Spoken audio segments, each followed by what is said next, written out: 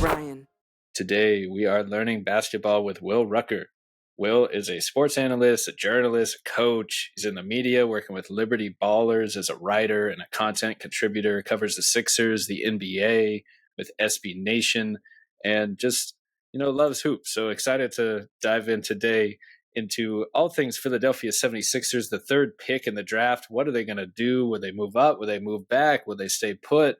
Who are they going to take? Feels like they could go 20 different options with this pick. And then we're going to focus in on one prospect that really intrigues us, Tre Johnson, the best shooter in the draft, one of the best shooters in the last few drafts. I mean, arguably the best shooter to come out of the draft in a long time, or really we should say one of the most versatile shooters. So really interested to see what separates Tre as a shooter and a scorer from, say, the average run-of-the-mill standstill shooter. What separates him? Why are we able to say these type of things about him?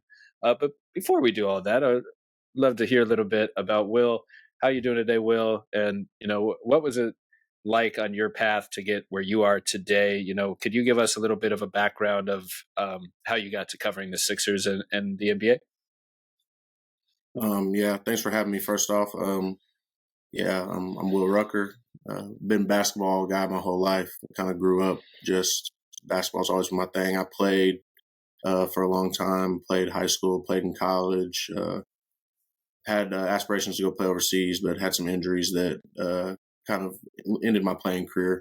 But my goal always was to, even after that, was to get into sports analysis, the media. Maybe potentially one day work for a team. So I've always that's always kind of been my focus. Even when I was little, you could ask anybody in my life since I was 4 or 5 years old. I've had spiral notebooks, composition notebooks, just full of stats, different thoughts, stuff like that. So yeah. Absolutely. And what draws you to the Sixers? How'd you end up covering Philly specifically? Is that your team growing up? Yeah, always with my team. Allen Iverson is like my idol. I wore number 3 my whole life. Wore the headband, had cornrows when I was growing up. Arm sleeves, the finger bands, everything. My room, I had Allen Iverson posters and life-size cutouts all over my room and stuff like that. So that's really how I got into being a diehard Sixers fan. And I really started covering the Sixers literally just last year.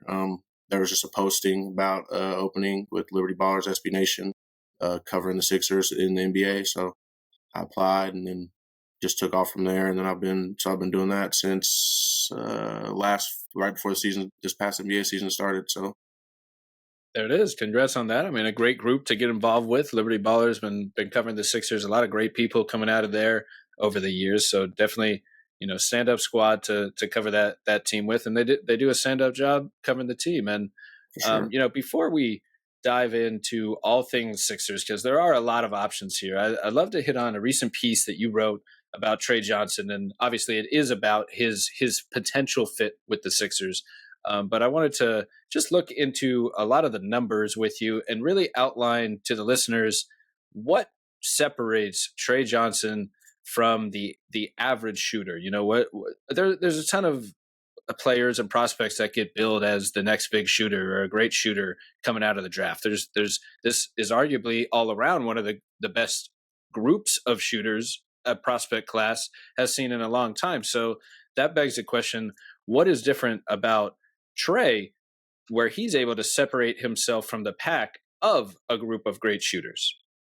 I think just his overall versatility as a shooter is outright ridiculous. I mean, we see guys that are really good off the catch, or guys that are good off the dribble, or guys that are good off screens. He's good at all of it and exceptional at all of it. If you look at his numbers, he's outstanding off screens, outstanding off movement, outstanding off the dribble, ridiculous off the catch. And all that stuff shows up on tape too. If you watch it, he's knocking down shots off balance, going left or right off movement. With limited space, he's knocking down shots from just an outstanding three-point shooter, one of the better ones I've evaluated in 10 years of doing draft scouting now. Just all around, just outstanding, ridiculous level of shot maker. There it is. So I thought I could have this play a little bit. Hopefully it can actually see it, but I'll mess with it with editing. But just to get some plays of Tre Johnson getting his shots up. And I got to agree with you that the angles that he's able to take shots from is just insane. Like you would never expect him to be able to get these shots up, let alone go in. The from the places he's pulling up from, the angles he's looking from, like it's like he doesn't even have to be set. Like it's very rare to find such a smooth scorer who can shoot so effortlessly like Tre Johnson. And to run through those numbers you mentioned earlier, they are really insanely impressive. Just not the idea that he's just an efficient 3-point shooter, but we really can't stress this part enough. Like the versatility in that shot profile, being efficient in all of these different types of shots, where you have it here in your article for Liberty Ballers. He's 40% from three overall, 41% on catch and shoots, 42% when those catch and shoots are guarded, 40% when they're unguarded, 52% off screen jumpers, 55% threes off screens, 44% transition threes, 38% off the dribble threes. So there is quite literally no flaw in his 3-point game, his pull up jumper game. And then I'm gonna let you read this fun fact here, because this is the one that really gives you faith that he will be an offensive producer at the next level. Yeah, Tre Johnson's one of only 4 freshmen ever to average 19 points per game, make over 80 threes, shoot 38% or better on those threes, and have an offensive rating greater than 112. Um, and those other guys, as you can see on the screen, Jamal Murray, Malik Monk, D'Angelo Russell, all guys that have had success putting the ball in the basket at the NBA level, all at different varying degrees, but all guys that have made long careers by being able to knock down shots and score and be guys that can be relied upon to carry a bit of offensive load. And that's what I would project Tre to be, even at worst. I think that he's got upside to be even better with some of his playmaking and things like that. And if he can improve on his strength and his ability to get to the rim and finish at the rim in some of those areas. But even without that stuff, just his ability to knock down shots from all different angles in all different shot types just makes him a dynamic offensive weapon where it gives him a safe floor as that off-ball type of scorer, being able to, and with that secondary playmaking as well, just being able to be relied upon to make shots. He's a guy that you can put him out there, and when he's open, it almost always feels like it's going to go in. And even when it's not open, it oftentimes still goes in because he's just that type of shooter. Obviously, 6'6" with a 6'10" wingspan as well. He's got excellent size for his position as a two guard. He can shoot over a lot of guys. He doesn't need a lot of space to get that off. So it's just he projects very cleanly as a scorer and a shooter at the next level. There's some flaws in his game, but that's something that he's going to be able to rely upon from the very beginning.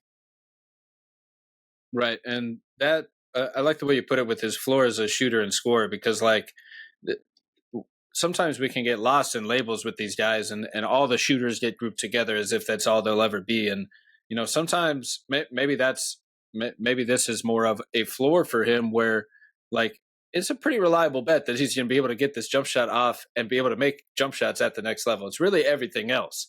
Can he put everything else together to round out his game? Because clearly, as an off-ball shooter and even as an on-ball shooter, he's ready to go. And when you kind of up that notch from shooter to scorer, where you're asking someone to score and create a look from scratch, he can do that too. So the next question for me is, can I rely on him as an offensive engine when the shot isn't there, either when he's off or when the defenses are dialed into stopping him? Can I rely on him to be an engine for this team to create a good look for someone else? And personally, I think the answer leans towards yes. I think he is a good playmaker, a smart playmaker when it comes to making a good read with the ball, even if that's not the first thing he's trying to do. It's not a natural point guard who's an unwilling shooter. It's almost the opposite. It's like a natural shooter scorer who's, a willing passer. But and I know one comparison is Ace Bailey in these talks with both of their tough shot making off the dribble abilities. So I think one of a few different things that separate them as prospects is their passing ability, is Tre's ability to read and react to defenses and make the right play and create for others. So what are your thoughts on Tre Johnson as an offensive engine for a team? A guy, can he be our primary offensive guy to maybe not heliocentric, but to consistently create a good look for our team? I think if you're drafting him in the top 5, top 6, 7, 8 range, I think that's definitely what you're looking for him to do. I think there's definitely some concerns as far as him being able to get downhill and get to the rim.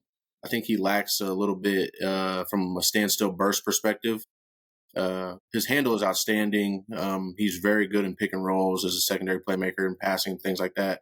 It also flashes a lot in transition. His passing, his ability to manipulate defenses with his eyes and things like that. Um, I think that early on, I think he may struggle a bit if you were asking him to be your primary go-to guy due to some of his struggles with getting into the rim and being able to finish at the rim. But besides that, on offense, I think he's a pretty complete prospect. And we've seen guys, especially guys that have as good a handle as he does, develop even further with that stuff and kind of learn more of those more veteran, nuanced things as far as being able to create space to make up for that lack of standout burst that he lacks a little bit. Um, I think added strength would definitely be a big thing for him too. Trying to strike that balance of adding strength without sacrificing burst or quickness. Being able to do that, if he's able to add a little bit of strength and develop a little bit from as far as that downhill creation ability, I think the sky's the limit for him as a scorer. Like I said, I think even without that, in his prime, I think he projects as cleanly as a 20-point per game guy. I've kind of compared him a little bit to Tyler Hero. He's kind of who he reminds me of going back and watching Hero, and I haven't watched him in the past when he was coming out of Kentucky. He kind of has a similar strengths and weaknesses that Hero had. Hero kind of flashes that secondary playmaker as well at Kentucky. Had a diverse shot profile, not even quite to the level as Tre's is at the elite level that Tre's was in his one season at Texas, but kind of profiles in that similar way. And as we see, Hero is now kind of taking that leap to where he's that 20 plus point per game guy consistently and can be the guy that you put the ball in his hands to run pick and rolls and things of that nature. So I think that he's definitely got the upside to be that go-to guy in the future. I think if we look back in 5-6 years, it wouldn't surprise me if he ended up being the third best guy out of this class overall. I think he's definitely got that kind of upside and ability. I think either way, like I said, I think he projects as a 20-point per game guy at the next level, barring that for whatever reason his shooting would fall off, which we wouldn't foresee, and it's not something that is really precedented. I don't foresee a Markelle Fultz type situation happening again, as that's kind of outlier thing. So I think he's definitely a guy that if you're drafting him at the top of the draft, you're expecting him to be that one, if not your go-to guy, one of your 2 or 3 top offensive options and guys that you're looking to be able to score the ball for you.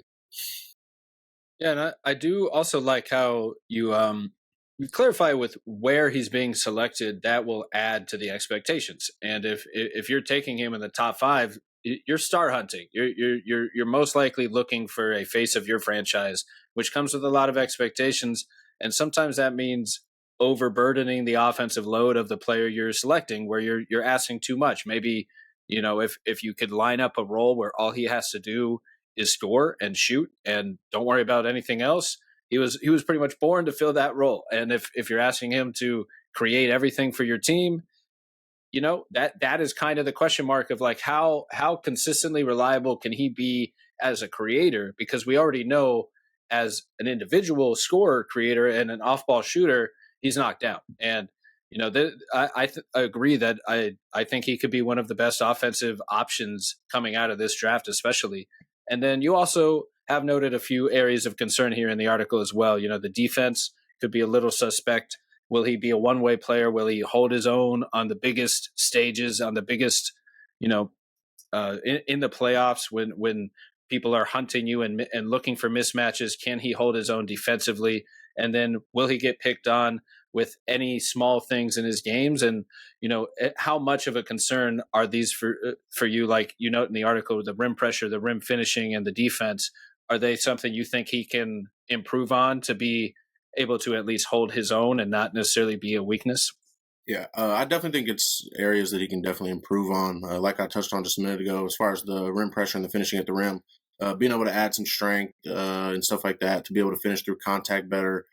He's a guy that's pretty slight of frame. He can get knocked off his spots and bumped at the rim, and it really affects his ability to finish. There's times where he'll kind of shy away from the contact and pull up a little short, and kind of rely on some little more off balance type of shots as opposed to being able to get all the way to the rim and finish. I think adding more of a floater to his game would be a big development for him too. I think that if he can add that to his game, because he's a guy that has obviously outstanding touch as a shooter, I think if he can add more of that to his game, that also would help him with his ability as a driver and being able to finish and get points in the paint. Um, like I said, his handle is very good. We've seen guys before even improve on that handle even more and be able to leverage that to make the creation stuff even more viable at the next level. I think the bigger concern with him for me is the defense. I think that at times when you're watching the film, it gets pretty rough. There's times where there's guys that you'd think that he should be able to stay in front of. He is kind of out of a stance or a little high and gets beat by. He struggles at times to navigate screens at the point of attack and fight through screens and get contest. There are times that show up where he will kind of like, you can kind of see it in his face almost, where he'll kind of turn the intensity up a little bit on ball and he'll get some deflections or rattle a ball handler every now and then.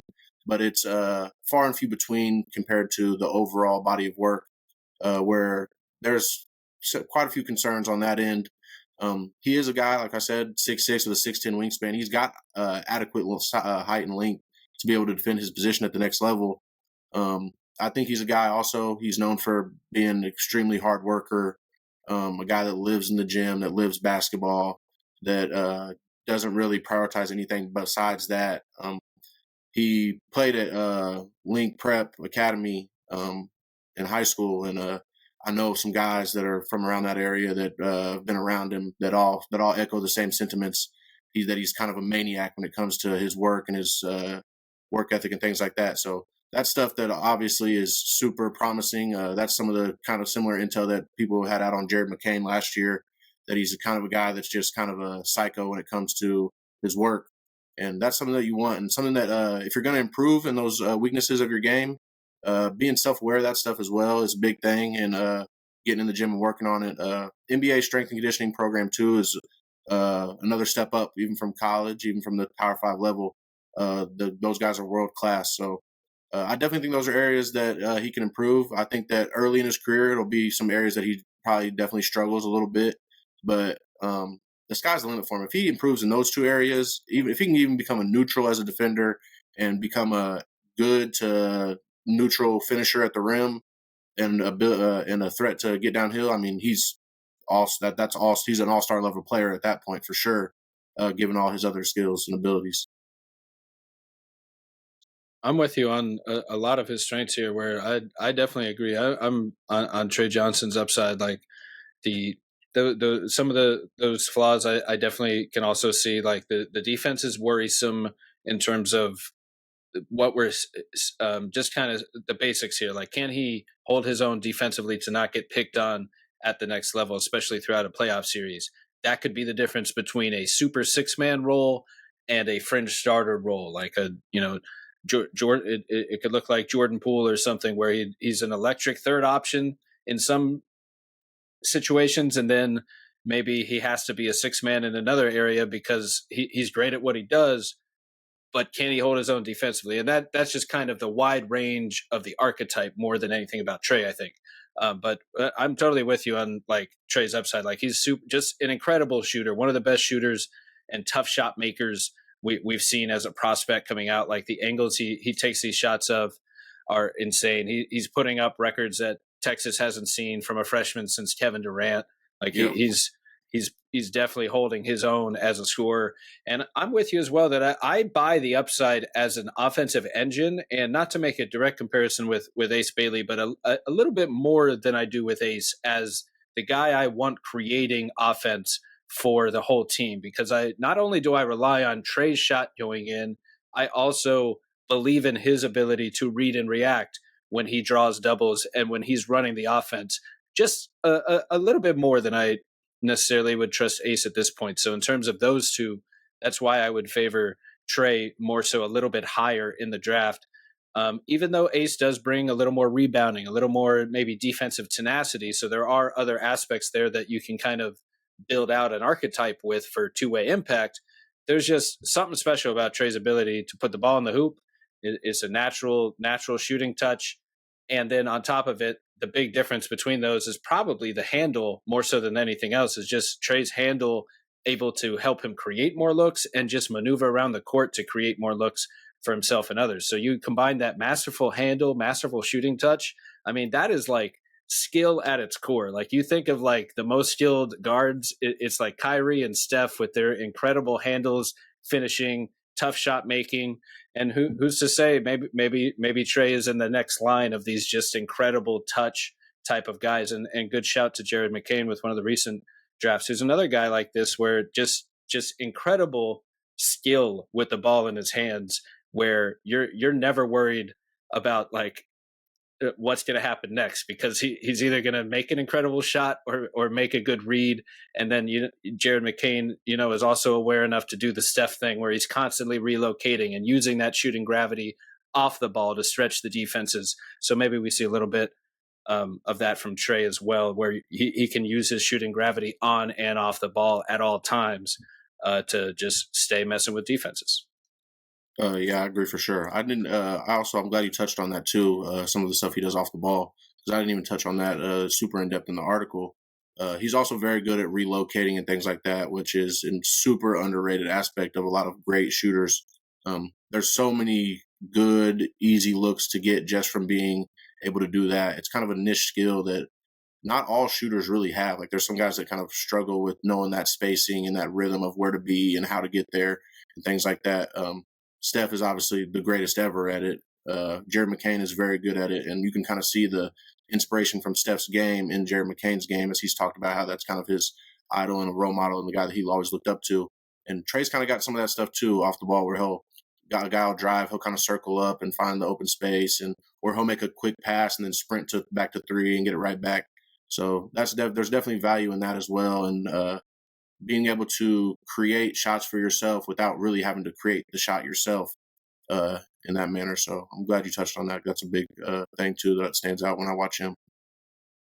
Absolutely. I mean, relocation is a great point, is that like being an active off ball mover, relocating allows your team to take advantage of that shooting gravity that generally you only have on the ball with the ball in your hands. But if you got to force defenses to constantly worry about where the heck you're moving, and it's not on script, and you're able to kind of break their game plan and break what they want to do defensively, you can really mess with them with that spacing. And a team that could probably use some spacing like that maybe is the Sixers with Embiid inside. Like they do have, I mean, some incredible shooters really with Maxey and McCain and Paul George when he's healthy. Embiid's an incredible tough shot maker, but you can always use more spacing. So maybe we shift gears here to what Philly would do with the third overall pick.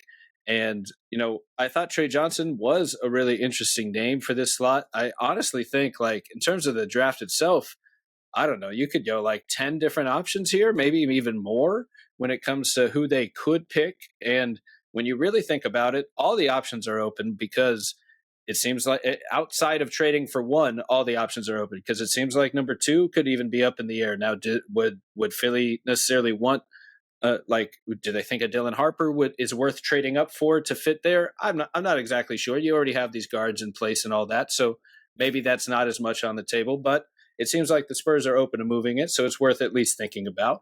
And then the slot opens at 3. I'd say the rumors are probably a VJ Edgecombe and Ace Bailey are probably the top of the rumors there. There's a whole mess of prospects, really. If the team had fallen down just a little bit farther, I would have loved to see Asa Newell on that lineup. I thought he was a really well-fitting front court piece for them.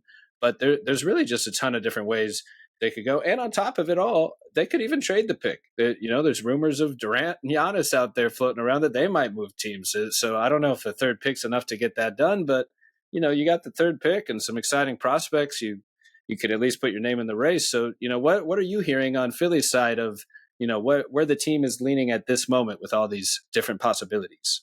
I think I'm kind of where everybody else is. I don't think anybody has any clue what they're going to do at this point. I could see it going any number of ways. I could see them completely trading out of the pick. I could see them staying at 3 and picking a guy there. I could see them moving back a few slots. There's a ton of different teams, I think, that are potential trade up options. I think Brooklyn at 8 is a potential team that could move up. I think New Orleans at 7, even Utah at 5, Washington at 6. I think all those teams could potentially be looking to move up there. And it's always kind of hard to tell what teams value each selection. I do think that there's probably a decent amount of value in the number 3 pick. Maybe not as much in some past drafts, as I do think there's a little bit of a gap or fall off after the top 2 guys in this class. I kind of think that at least on my board and from my perspective, I think that the 3 through 8, 3 through 9 range is a little more clumped together than maybe in the past. So I honestly really don't know what they're going to do. I think if I had to guess, I think that they will, and I think that I'm probably in the minority in this feeling. I think that they'll probably trade back either a couple spots. I don't think they'll trade completely out. I think they'll trade back a few spots, maybe grab another player or a future pick, or maybe one of those teams like Brooklyn or Washington who has multiple first-round picks in this draft. Maybe trade back and snag one of those picks as well. I'm interested to see once workouts and stuff start, you can get a sense or more of a feel of what teams are looking at and what guys they're looking at depending on who they bring in. I'm big on kind of like following what teams send guys to the guys' pro days and stuff like that. It's kind of just a obsession thing that I kind of try to get every little detail that I can on stuff like that. So we'll see. I'm a big Derik Queen and Knueppel guy. I love both of those guys. I think they're both top 5 guys in this class overall. I think that both of them would fit well with the Sixers, given what's already on the roster. And I think that both of those guys would fit well with the core going forward, even as you usher into more of a post-Joel Embiid, post-Paul George era. I think that Tre Johnson could also be an option. VJ Edgecombe, Ace Bailey, all those guys. I really don't think anything is off the table at this point. I don't think the Sixers really have a feel for where they're going to go. Obviously, they're kind of I've heard them put out some stuff a little bit, but at this point, it's kind of smokescreen season 2. You really are trying to throw people off the scent of what you're really trying to do. So I'm intrigued to see what they do, man. I mean, I don't think that they're at this point. I like this class a lot, especially in the top 10. I'm not sure that there is something that they could do that I really would just outright hate or dislike strongly. I think that I could talk myself into a number of different scenarios, number of different options.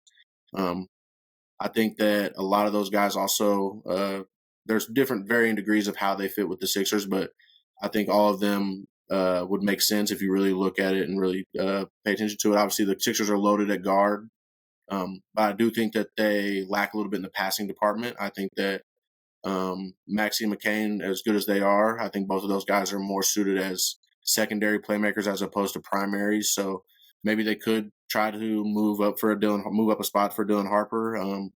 They could stay put right there. And I know a lot of Sixers fans are big Ace Bailey guys, and I don't dislike Ace either. I think he's a very good prospect, even if I do prefer some other options.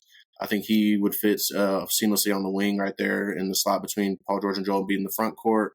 I think VJ Edgecombe would give you some defense and some athleticism in the backcourt that you lack a little bit, whereas some of those other guys aren't as explosive or as defensive oriented as he is.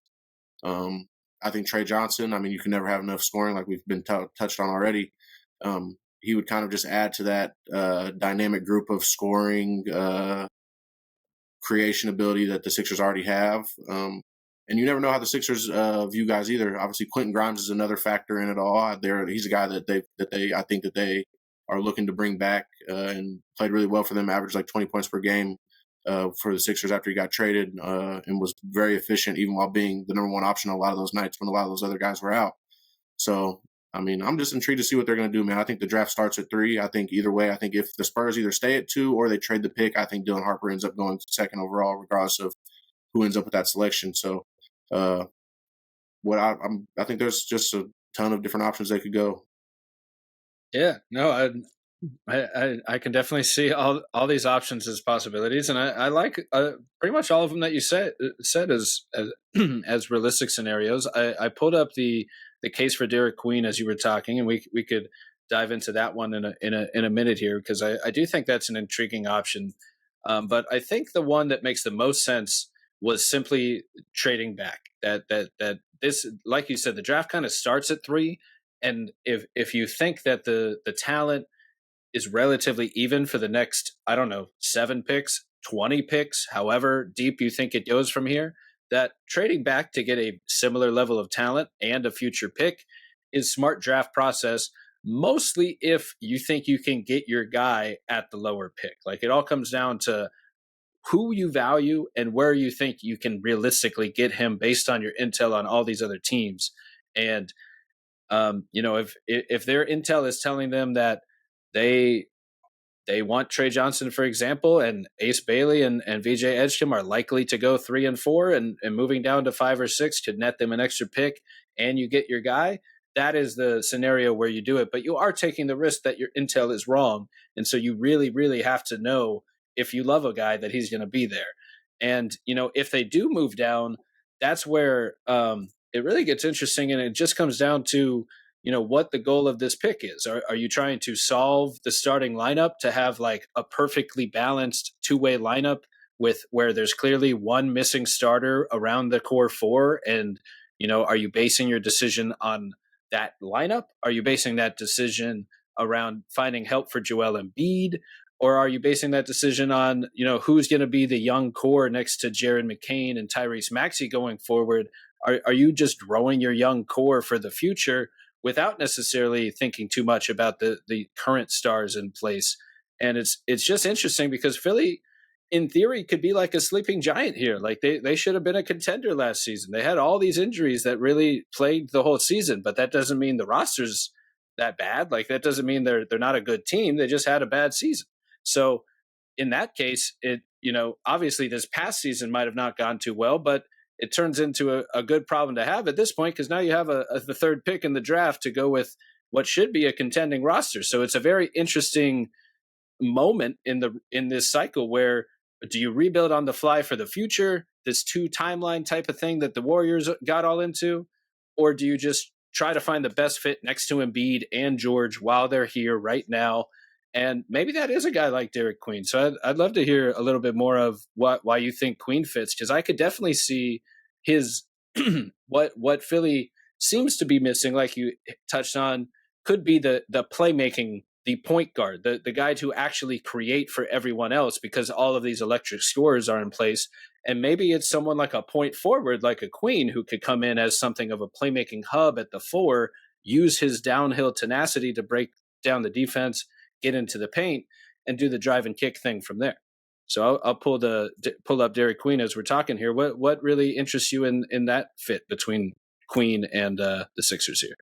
Yeah, I'm just really high on Queen as a player overall. I think that his ability with the ball in his hands at his size is not something that we often see. And when you see it at the level to which he's capable of, it often turns into a franchise pillar or a guy that is a go-to hub of your team. I've compared him a little bit to Alperen Sengun. He kind of reminds me in some ways there. I don't think he has the same type of force generation on the lower block that Sengun has, but he has that elite footwork, that elite touch around the basket. People kind of question his vertical athleticism, and he didn't test super great at the combine, which I don't think anybody really expected him to. But even with that being said, he's still a guy that was upper high 30s in dunks on the season, and a lot of those were self-created dunks, driving from the perimeter, breaking a guy down, and then dunking in traffic and things like that. His biggest thing to me, and I think the thing that gives him the most star upside to me, is that playmaking ability. The assist numbers aren't going to jump out at you from that perspective, but if you go back and watch the film from Maryland, even before that at Montverde, he's always been a guy very adept at making high-level passes. He has great feel for how to hit cutters, throwing skip passes with both hands as a 6'10 guy, leading breaks in transition, things of that nature. I think that he's just a very, very talented offensive basketball player. Obviously, the shooting is maybe the biggest question mark with him. Definitely the biggest question mark with him offensively. But even without the shot, I think that there is still a lot of upside there. If he starts shooting the ball at a good level, and he did make 5 out of 11 threes over his last 4 games at Maryland, which was 5 of the 7 total makes he had on the season. If he adds that to his game, it's a whole new ball game, and you're probably looking at a definite multi-time All-Star, given all of his other gifts and capabilities. But I think just the fit with the Sixers, I mean, like you said, being able to plug him in at the 4 spot, I think it's an ideal fit for him as well, given that Joel Embiid is there as a more true rim protector, a guy that can space the floor too, so the fit isn't super clunky for himself or for Queen as well. Being able to be that guy that can operate DHOs and stuff with Maxey and McCain, something that Embiid does a lot of too. But Queen even more of a natural playmaker, even than Embiid, who has developed into a pretty damn good playmaker himself as a big. Just kind of being that connective piece to all the other pieces of the puzzle that'll be out there. Obviously, Maxey, McCain, and George is an excess of shooting and spacing from the perimeter. Embiid obviously draws a ton of attention anytime he's on the court, in the mid post, low block, even out to 3. So I think he'd be an excellent fit there. And for the now and for, like I said earlier, in the post Embiid era, post George era, he's a guy that gives you that big body, that interior presence to go with Maxey and McCain that you already have at the guard position and from the perimeter. So I'm just super high on him as a player. I think he's going to be an excellent pro, given all of his traits and his abilities. I think he's got just different star qualities, like the game winner against Colorado State in the tournament. Just the unorthodox nature of that shot, being able to contort his body off one leg. That's the type of stuff that we see from some of the better players in the league. Some of the guys that's something that you can't really teach necessarily. It's not even something that you really would work on necessarily, but just having the capability to contort your body off balance, awkward angle, over a contest, and being able to just have the natural touch to be able to kiss it off the glass. Just that's that kind of stuff that just when you watch him, he just does consistently, that type of shot making and things like that. And then just obviously the defense, there's some concerns there. I do think that he moves his feet a lot better than he gets credit for defensively. I think that there's times where he'll switch off on the guards on the perimeter, or he will hedge out on a pick and roll and contain a guard, or switch off onto a wing player and contain him. And he also has really good hands and really good timing as a shot blocker and getting deflections. Obviously, being only a 6'10" center with average length for the position, he's going to have some issues there, especially with bigger bigs and things like that. But I think that there's definitely some tools there. I think a guy with his overall feel and IQ too, it's something that can be mitigated as well with just his pure basketball knowledge and abilities when it comes to that stuff as well. So, I mean, I could go on about him for days and days. I think he's a phenomenal player. I'm not sure that many people that you could find would be higher on his overall ability and upside than me. And I think that he'd be a fantastic pick. Me personally, I know that some people probably wouldn't like it. I would be perfectly fine with taking him at 3. Obviously, if you could trade back and still get him, that's even better, being able to add assets. But I think that he'd be a phenomenal fit with the Sixers, and I think he's a phenomenal fit for a lot of teams, even that are in the lottery. I think that Washington is a great spot for him. I think he fits really well with next to Alex Sarr. Sarr is kind of that defensive ground coverage monster with his length and mobility. And then Queen kind of gives you that more of that playmaking and scoring, whereas Sarr lacks a little bit in that area right now as with the rawness of his game. So I think that there's several good spots for him. I think that Philly would be a fantastic one. Yeah, really a lot to like there, and you've really talked me into that fit with Queen there very quickly, because I was a little hesitant at first thinking about it, because we're just talking about two big old brutes down low. Like we're talking Embiid and Derik Queen, two monster big shoulder people down there who just move people around. So the shooting is a big part of that, but Embiid is obviously a knockdown shooter, and Queen has developed it. He's flashed the jumper here and there, so it's something to think about there. But really, just thinking about kind of as you hit on the shooting that roster already has, and so just finding that downhill force playmaker, the drive and kick kind of guy in Derik Queen is really where I think that could fit. And as we kind of hit on before, he is a good choice here to kind of help you win now and still build towards the future, where you can kind of see these two shot happy guards playing in a handoff system off of Queen down the line, while also doing that sort of thing now off of Embiid. And Embiid's one of the best handoff guys, as you mentioned. Like him and JJ Redick had the best DHO game in the whole league just I mean, I guess he's coach of the Lakers now, so it was a little while back, probably about 5 years ago, 7 years ago, but they were quite literally as efficient doing that as like a James Harden ISO during his peak. That's how good at Yep. and how efficient the JJ Joel handoffs were back then. So getting to see that recreated, that could be kind of an endless handoff type of situation. So definitely intriguing there for Derik Queen. I was thinking I'm a big Danny Wolf guy as well, and it's obviously too high for the draft mock circles to take him that high. But he's another guy who I happen to be that I have him in these kind of like in this next tier of just an insane offensive engine creator type. So I could also see his playmaking fitting there, but it doesn't feel as natural of a fit as Queen kind of could fit there. And there's a lot of names to throw at you. I saw Buddy Stone Hansen said they should maybe consider even a Carter Bryant, either with the third pick or whether he trades back. But he said as high as 3. And you kind of alluded something as well that the draft is an interesting exercise when it comes to value, because we just said all the benefits of you trade back, you get the extra pick if you can.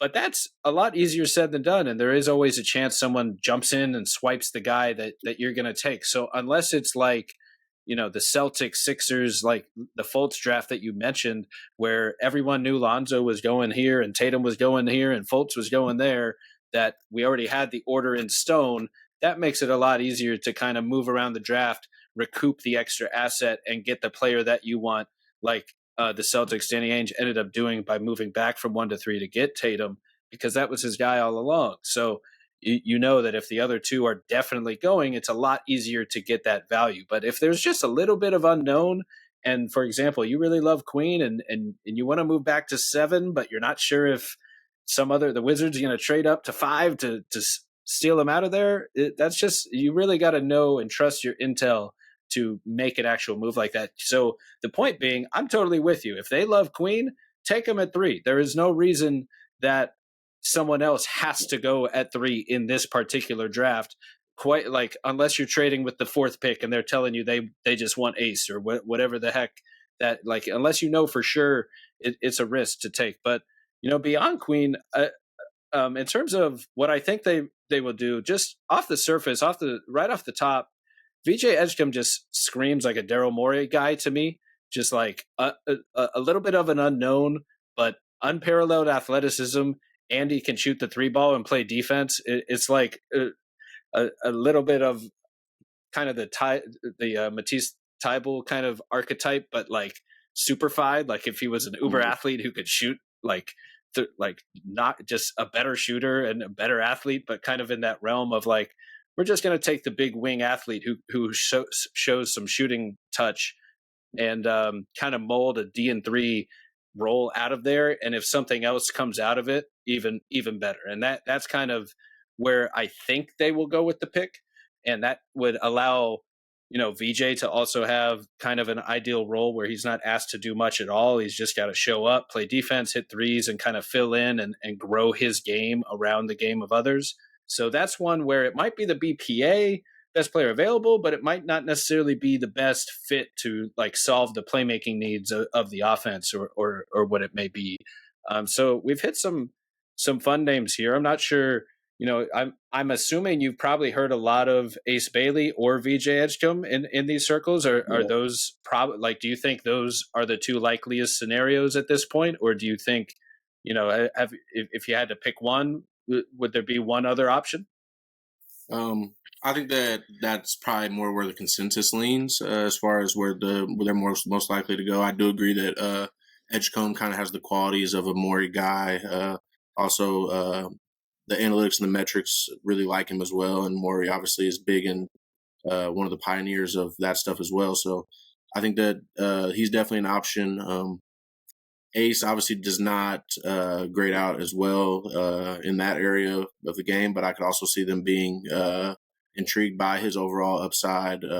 He wasn't in a great context at Rutgers as roster wise. Was kind of asked to do some things that kind of tanked his efficiency a little bit.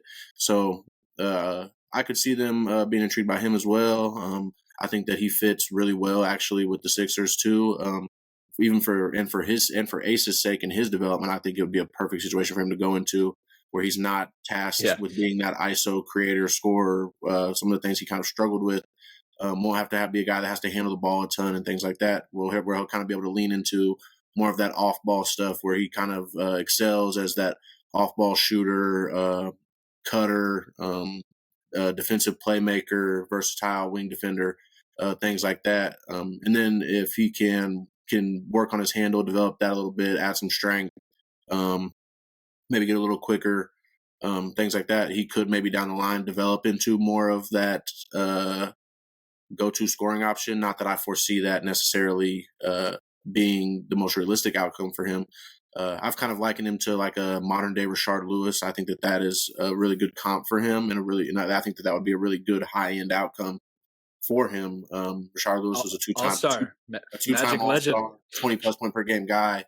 I think that that's definitely a realistic path for him. I think that he would be a good fit for the Sixers from that perspective, and I think that it would be really ideal for him. I also think that he would fit really well with San Antonio, although I do think that they will go with Dylan Harper. I think that him playing next to a Wembanyama with guards like Fox and Castle, and him not being tasked with that creation load, and again being able to lean into that off-ball scorer role, would be really beneficial to him. I think that either way, no matter who has the picks, I would be surprised if either of Ace or VJ make it out of the top 5, given the consensus ranks on those guys. And I think that's a good point on the value, is that we do assume these two guys are going there. So this is where the value comes into play. Yeah. And if you get a team, say the 5th pick loves Ace Bailey and just will trade up to number 3, and VJ's going 4, that's the play to get that extra pick in and still get Queen, or still get, your guy. And so if they did move back, not to cut you off, was there any other prospects that pop out that maybe we didn't hit on, that say they move back 5 spots or move back 10 spots? I know for me, I mentioned right before the pod, I think Asa Newell is a guy that I think, another guy that you could slide right into that starting lineup. And to me, he just does the role player thing so well that it could be a really seamless fit, where you get a help side shot blocker to help the defense, a mobile perimeter defender who can play some 4, play some 5. You have a backup 5 option, or just in case Embiid is down to injury, or you want to play small some lineups. He has this incredible high point for shot blocking and rebounding, and just that vertical, like standing reach, like that. He just gets to a higher point than most others.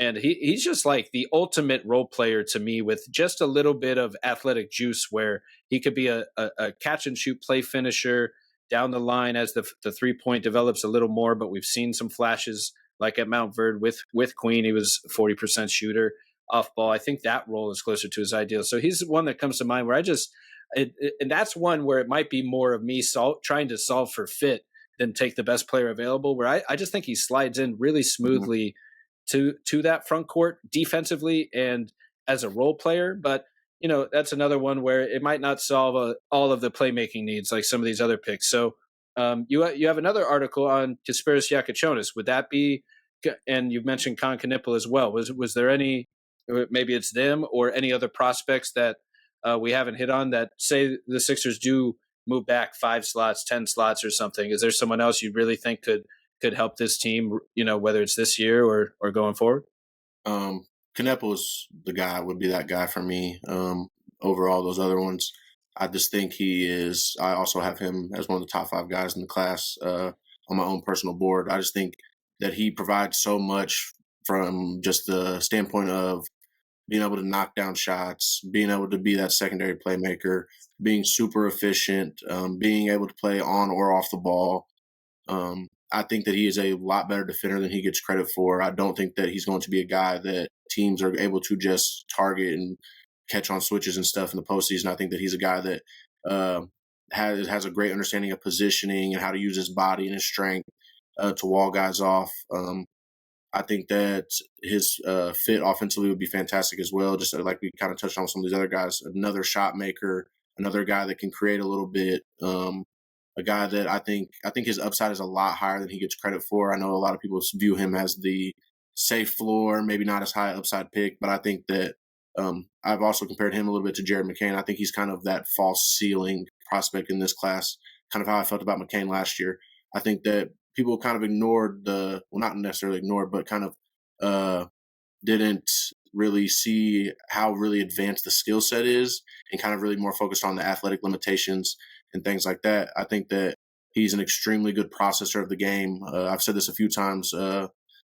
While his feet may not move super fast on offense, everything he does is super fast. If you watch him, he catches the ball. There's no wasted movement. He makes quick decisions and almost always is the right decision. He's a pinpoint passer, whether it's throwing lobs or kickouts to shooters. The ball is always on time, on the money. Um, he just is super, super good at that stuff.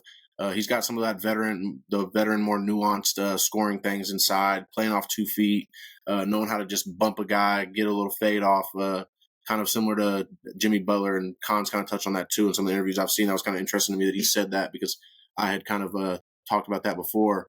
I think he's got some of that in his game. He's got that ability to kind of get to his spot. Is good at the shot fakes, getting guys off their feet and stuff like that. I think that he's a guy at the next level that could even turn into a guy that you could see with more usage on the ball, see his free throw rate go up a lot too, as he's kind of got some of that high IQ stuff with an ability to draw fouls. So I'm super high on him. I think that he could be, I think that he has all-star upside. And I think that, like a lot of people have said, the floor is super safe given how elite of a knockdown catch and shoot guy he is, how good of a connective passer he is, and things of that nature. But yeah, he's a guy I'm super high on. As for Jakacuionis, the fit isn't as clean with him. I think that if the Sixers were to target him, I think it would be more so in a situation where they maybe do trade back with Washington and grab 6 and 18, or if they trade back with Brooklyn and grab 8 and 19, maybe he's a guy that falls out of the lottery kind of unexpectedly, and you can grab him at 6 in the later teens. I think it makes a little more sense there.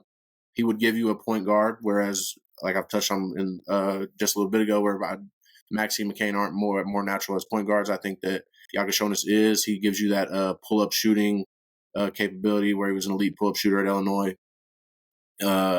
I think he was 96 percentile pull up twos, 63 percentile pull up threes, or something in that general vicinity.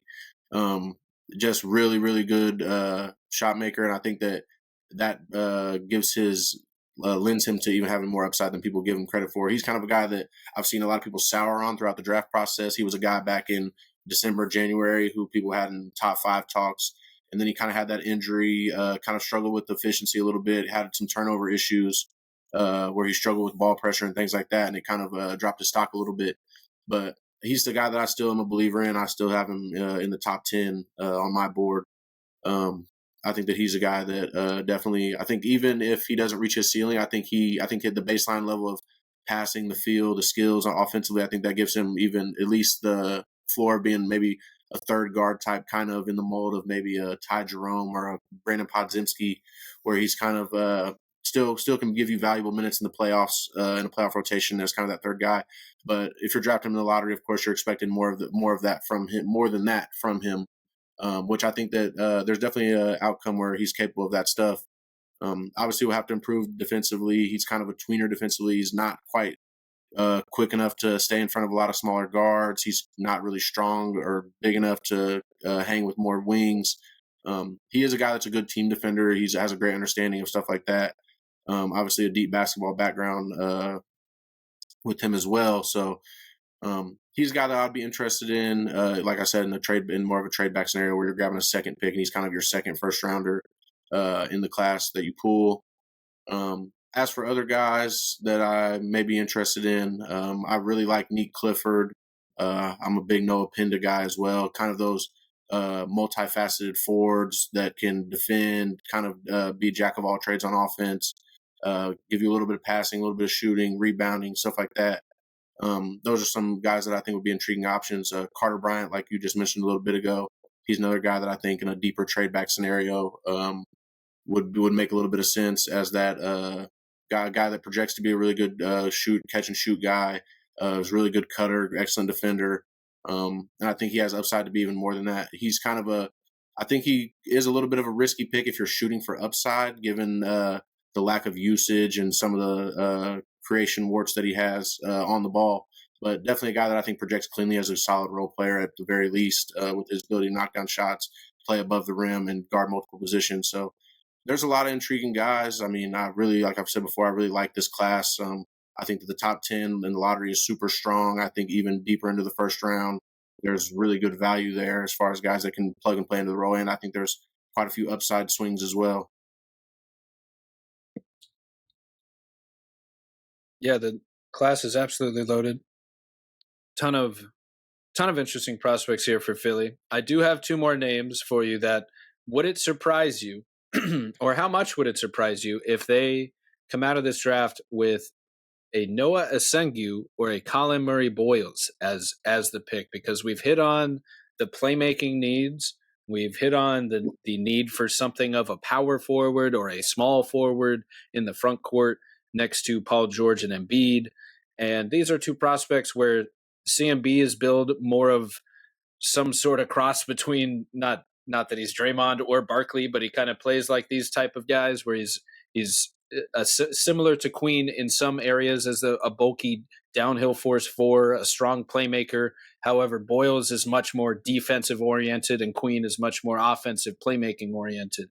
But CMB is someone, in in this realm of a player where I think a lot of similarities exist for why they could take him as well. And then Noah Essengue, we got to at least give him a shout out here because he's a guy that some have billed as a top 5 worthy prospect that might fall towards more of the 15, 16 range as well, where he has high potential. He's a transition killer, downhill force, uber athlete, tall ball handler who can push the pace, and just a defensive monster type of guy on that end. And, it's interesting to see his quick, rapid rate of development where maybe he's the point forward down the line for this team where he could play a little bit of a play finisher role early on and then build up his ball handling reps as the years go on and become more of a natural point forward, maybe to unlock some of his playmaking and all that. So just two last names to consider. I wanted to give a shout out and be right before you answer that.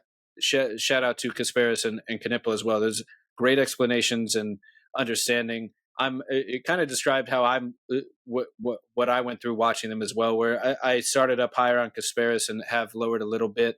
I do agree with you. I think he could be something of like a 6-man third guard, like a Bogdanovich off the bench. You bring in like an oversized point guard, small forward type role to run a little offense. He has that pull up three in his bag. Kasparas does. We know that. We know he can run some pick and roll and he can play make out of it. And so how effective will the rest of his game be? Because we know he at least can bank on that. And yeah, Knueppel has really, really impressed me the more I've really dove into his tape and kind of followed along. What did it for me, my moment was when Cooper Flagg got hurt in the ACC tournament and Knueppel was given the offensive duties, go be the point guard and the leading scorer. And he showed up and did it. Like it just pinpoint passes, as you said, touch passes, hit and come on the roll in the pick and roll. And then very deliberate movement, great footwork, great body control, just able to get to his spot, very patient. And you can see how if he is given the opportunity with the ball in his hands, he can get to his spots. He can create a good look for himself. He's not only an off-ball shooter who can attack a closeout, but he can actually run some offense and get his own and create for others and make good decisions with the ball. So very interesting prospect who I'll probably have much higher on by my final board than I have over the course of the season. So shout out them. But yeah, I had to ask you one last thought here on Noah Essengue, Collin Murray-Boyles. Any rumors with them at all, or any thoughts on if Philly took them at 3 or moved down and ended up taking them or something? Yeah. As for CMB, he's a guy I have top 10 as well, right towards the back end of that top 10. Like you said, he's extremely versatile, offense, defense. Defensively, just extremely quick for his guy his size, super strong, really good rebounder. Can probably guard. You feel comfortable with him guarding 2 through 4 right away. But even then, he can play some of that small ball 5 like he did a lot at South Carolina. He's capable of containing guards. He's capable of guarding bigger, stronger wings. He's a huge, definite. At worst, he's a defensive chess piece that you can throw out there. and that's going to be very capable of holding his own, even immediately in a playoff setting, being able to guard guard guys, guard wings, guards, bigs, all that. Offensively, very good passer. A guy gets to get very good at getting to the rim. Uses his size and strength very well as a driver. Um, is also another guy that's good in DHO situations, handoffs, faking handoffs and driving to the basket, handoffs and kind of popping into the short roll and being able to play make from that area as well. Um, Obviously, the shot is a big concern. It looks a bit broken if you watch some of the games and some of the pre-draft workouts and stuff. So that's the biggest concern. But even without the shot, he's got so many. He's multifaceted, skilled guy that would fit really, really well with the Sixers. I think he's a guy that is a definite trade back, more of a trade back option, as opposed to just taking him at third overall. He would fit really well as that connective playmaker and that multi-positional Swiss Army knife defender in that lineup with Maxi McCain, George, and Embiid. Um, I've seen a lot of people from the Sixers side that are really enamored by that fit as well. I would be really happy with it and intrigued by it too, especially in a trade back where you're grabbing other assets. As for Noah, he's a guy that he's kind of hard for me to figure out. I've watched a ton of him, especially over the last few weeks. Um, he's obviously freakishly mobile for a guy his size. Even when he makes mistakes defensively, he's got the athleticism and the speed to recover and get blocks and steals in a way that is very rare and really special for a guy his age. Obviously, has been super productive as of late as a teenager in a really good league on a good team. So he's a guy that's really intriguing to me. Offensively, like you said, the transition stuff, I think right away that's where he'd find success offensively would be in transition and kind of as more of a roller play finisher. I do have some question marks about his ability to be a viable offensive threat against a half-court NBA playoff caliber defense, where he kind of struggles a little bit with balance and things like that. He kind of has a little bit of that baby deer kind of more rawness to him when it comes to stuff like that. He is the free throw rate stuff. I think is super intriguing with him as a guy at his size that has a knack for drawing fouls and stuff like that. The passing has really started to pop even more as of late as I've watched some of their more recent games against Alba Berlin in that series that they just won. He's really good at pitch ahead passes off rebounds, driving, and he's really good at finding guys in the corner, especially driving from the top and stuff like that. The shot is a bit of a concern as well. He kind of has I don't think he really has consistent mechanics. I think that there's times where he'll shoot it one way and then he'll shoot another one, and I'm like, those shots don't really look the same. So he'll have to iron some things out there. But obviously, there's a reason why people are super, super high on him. I can definitely understand and see it as to why the intersection of mobility, youth, and athleticism and skills are definitely there. I'm not quite as high on him as some people are, as to where I would feel really comfortable taking him in the top 5, 6, 7, maybe. But definitely a guy that I think is worthy of being a lottery pick. Even if I do have some of my concerns, yeah, he might be the most intriguing prospect to me of all the guys that I've watched in this class. He's kind of the hardest guy for me to figure out. When I watched him more so in previous years when he was even younger and people were even higher on him, I kind of really didn't see it as much. But I've started to see the light a little bit more as of late, where he's kind of started to put it together with some of those ball skills and stuff more than he has in the past. So definitely another really, really intriguing prospect. He's a guy again that it would not surprise me if we looked back in 5, 6, 7, 8 years and he's one of the top 5 guys from this class.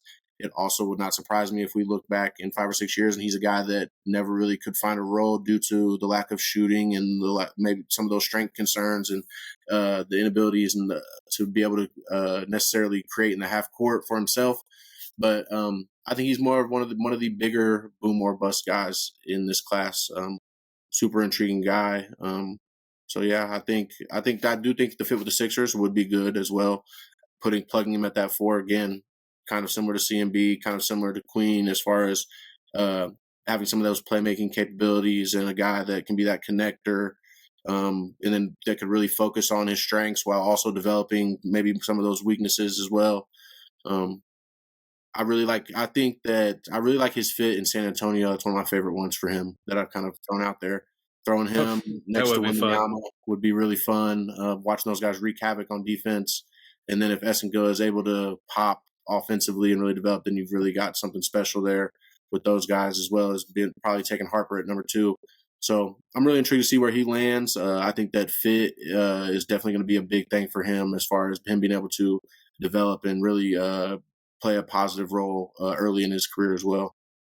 Man, I hadn't thought of Noah in San Antonio. That talk about crazy defense there. A lot of length there if they end up with him. But that would be a really fun spot for him, just to kind of unleash his strengths, cover up his weaknesses, and allow him the opportunity to kind of develop and fine tune his game without having to be asked to do too much there. And just a natural, like, he's the downhill force pairing with Wemby popping a little more naturally to their game. So that could be a really interesting pairing long term. That's a little scary. But so one last question here for you would be, who is your favorite? What would you do really if you were in Daryl Morey's seat? Let's pretend that the draft slot, the specific slot, doesn't necessarily matter as much. Say all your options are on the table, whether it's a trade back or whether it's this current slot. Which player would you take, or even top 2 or 3 players would you take? Because you've also hit on, like, if they traded back, a Noah Penda would be a really nice clean fit where you bring in like an active mobile defender who can keep the ball moving and just kind of fill a role, or a JT Toppin as a role player you just kind of fill out the lineup with. But at the same time, you generally don't want to solve short-term problems with a rookie who is going to slide in and fit and then have all these expectations as a rookie. So that part is also almost too high of expectations for most rookies to just expect a perfect fit right away. So I think there has to be a long-term strategy here where the benefits are he could fit right away, but long-term, this is kind of the core we're building out. Whether Embiid's a part of that answer or not, I'm not sure if every decision they make is based on around Embiid now, or if it's just as much about building out the young core alongside Embiid as they do it. So I'm interested to hear what you would do, and we've hit on what direction you think they will go. But you're the armchair GM here. You're in Daryl Morey's seat. Who are you taking? Whether it's the third pick or a trade back, who are you taking out of this draft? I think if it was me, I think I'm definitely looking to trade back, given where I have some of the prospects ranked versus where they're projected to go. I think that being able to trade back, I really like Brooklyn or New Orleans at 7-8. I think if you could trade back, say, with Brooklyn and get, say, Cam Johnson in return for some of those expiring contracts that you have, grab the 8th pick and still land a Knueppel or a Queen right there. And then maybe you get the 19th pick back from Brooklyn as well, or they also own Philly's 2027 first from the Harden trade. So there you have some leverage there in negotiations as well. That would be something that I'd be really intrigued by. Queen and Knueppel are the 2 guys for me for this. My favorite fits of all the realistic options. So I would be looking to trade back there. Maybe you trade back with New Orleans. Maybe you could throw an extra asset in and maybe be able to trade back 4 spots and maybe swing a Herb Jones or somebody like that. Obviously, it's hard to tell with how these teams value these players individually or what the front offices are thinking. But maybe something like that is what I would be looking to do. Trade back, grab a guy that can help you right away as a player, dump some of those expiring contracts that you have with Oubre, Gordon, Drummond, and then still be able to get one of those top 5-6 prospects in the draft. That would be the most ideal scenario for me. Washington's another option there at 6. They have 6 and 18. You trade back with Washington, get 6, 18. Maybe they throw in, I'm not sure what player they would be willing to give up, but maybe a Koulibaly or somebody like that. Grab one of those guys. That adds another young, intriguing player to your core, and you're still being able to pick at 6 and get Knueppel, Queen, maybe even Tre Johnson or somebody like that as well, if Philly leans more in that direction, and then still have that 18th pick to, again, grab maybe a falling Essengue who falls to that area, or a Noah Penda or a Neat Clifford, a guy that you can plug in to play a role right away as well, and also add to that young core. So there's so many different options. I'm really excited to see how it all plays out. I think that I really don't think that they will trade. If they do trade, I don't think it'll be until draft night. I think that it'll be one of those things where it kind of happens last minute, depending on who's on the board or what guy they think is going to fall, maybe to where they want, or maybe they do take the pick at 3. Maybe they take Ace Bailey or VJ Edgecombe, one of the more consensus guys at 3. Maybe they are really comfortable with them. But also, if, say, one of those guys that they don't expect to fall falls down to that 8, 9, 10 range, they make a call and maybe can still grab one of those guys and flip the guy that they already have if another team values them more enough to give you a worthwhile trade to be able to do that. So that's what I would do. That's also kind of along the lines of what I think will probably happen. So we'll see. Like I said, the draft starts at 3 with the Sixers. There it is. I love the first answer, the first couple of thought there that let's try to solve the win now fit with a trade piece and still find a prospect that we love in the prospect, like a Cam Johnson or a Herb Jones, somebody that we know is already a proven player that can be a proven starter, if not above average or a like good starter. Bring in a win now player proven to fill that lineup and help us contend right away, especially if you think, one of the guys that you value as a third level pick is still there with the trade back at 8 or 7 or 8. That's, a very logical reason to trade back. And that's probably my favorite outcome out of all the possibilities we've talked about so far is for Philadelphia. You land a win now player, a proven role player, and it borderline, like, I'm not going to call them all stars and all defense, but they are very well like that level of like type of player with Cam Johnson and Herb Jones. You bring in a high level role player right away, and you get that draft capital back where essentially the 7th pick is just as good as the 3rd pick because that's how you valued the guy anyway.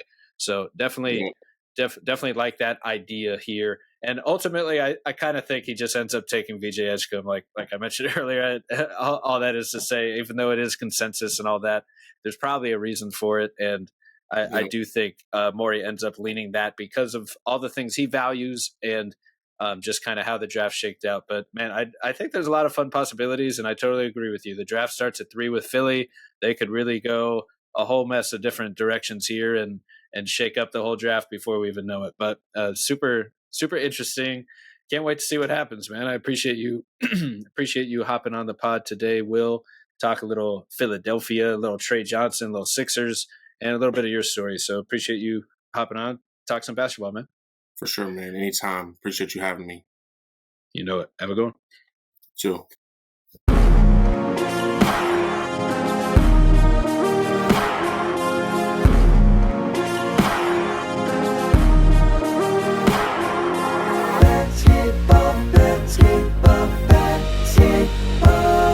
With Ryan. Learning Basketball is a Swish Theory podcast hosted from Beyond the Arcade. Hey, that's me. You can find my work on Twitter, YouTube, Substack, and check out the team's writing at theswishtheory.com.